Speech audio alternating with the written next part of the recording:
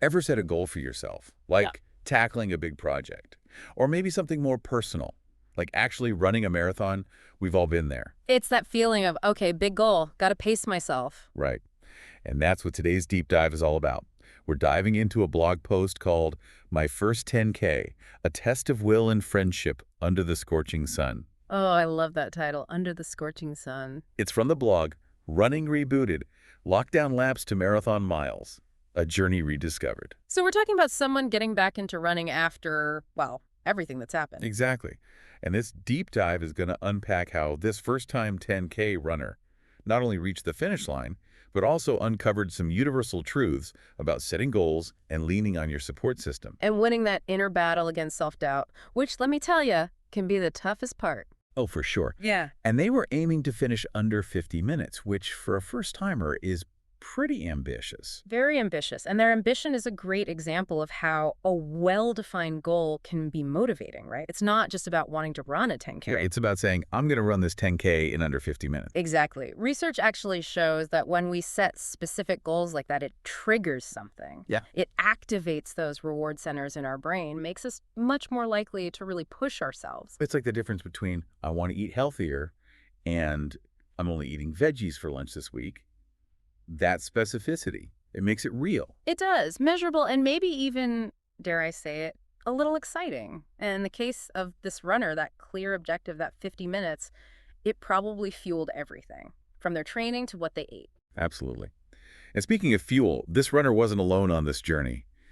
Their blog post really emphasizes having a support system, a friend in their corner, and not just cheering from the sidelines either. Oh, I like where this is going. Tell me more. This friend was right there, pacing with them every step of the way. Now, that's interesting. It's like we're moving beyond individual willpower and into, well, the power of having someone there. And they really highlight that, how important that was. They call this friend their constant source of motivation throughout the race. You can really feel that camaraderie, that we're in this together attitude, even though it was ultimately the runner's own goal, right? Absolutely. It's that shared experience, that feeling that, hey, I'm not alone in this can be so powerful, even when, well, the challenge itself is really personal. Right, and it's interesting because in the blog, the runner doesn't shy away from the tough parts either.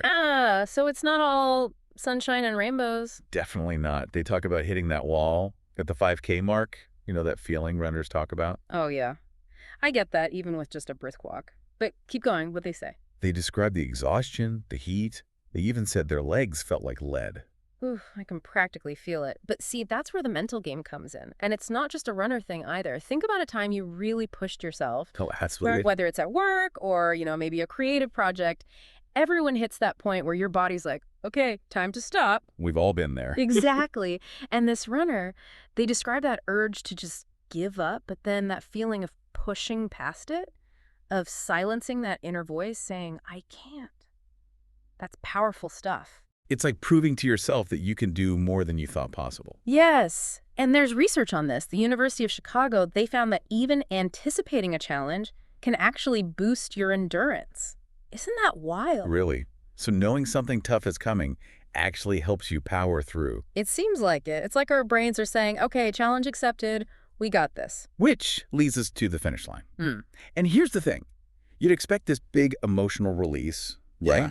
But the runner, their reaction is way more complex. They do say they're exhausted, elated even, yeah. But it's not that immediate IT moment. And that, I think, is super important because we often get so caught up in the outcome, in that finish line, that we forget about the journey itself. It becomes just about checking the box. Exactly. And I'd argue it's actually in those quiet moments afterward, those times of reflection, that we truly get it, the lessons learned, the growth. That's where the good stuff is. It's that reflection piece, isn't it? Where Yeah. the real transformation happens. Because it wasn't just about finishing the 10K. Right. They dug deeper. They learned something new about themselves in the process. Exactly. This runner uncovered a level of resilience they didn't even know they had. It's like that saying, you never know how strong you are. Until being strong is the only choice you have. Exactly. They pushed past their perceived limits and discovered a whole new level of strength. Which begs the question, what other self-imposed limitations are we all carrying around, in other areas of our lives? Such a good question. And it's not about being superhuman. It's about tapping into that inner strength we all have. There's this fascinating concept, the Pygmalion effect. Essentially, it suggests that our beliefs about ourselves, they actually influence our performance. Oh, I've heard of that. Like, if you believe you can achieve something, you're more likely to. Right. Exactly, this runner. Their story reminds us that sometimes the biggest obstacle is, well, ourselves. That self-doubt can be a real energy drainer. For sure. So, to everyone listening, think about a time you surprised yourself. When you did something you thought you couldn't. How'd that feel?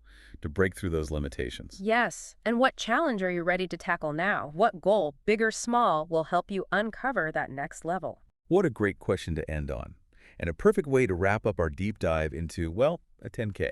We started with a blog post about running, but we covered so much more. We really did. The power of goal setting, the importance of finding your people, and that incredible strength we all have inside. Absolutely. So, to our listeners, lace up those metaphorical running shoes, find your running buddy, and get ready to embrace those challenges. You just might surprise yourself. Yeah. That's it for today's deep dive. We'll be back soon with another fascinating topic. Until then, keep learning, keep exploring, and keep pushing those limits.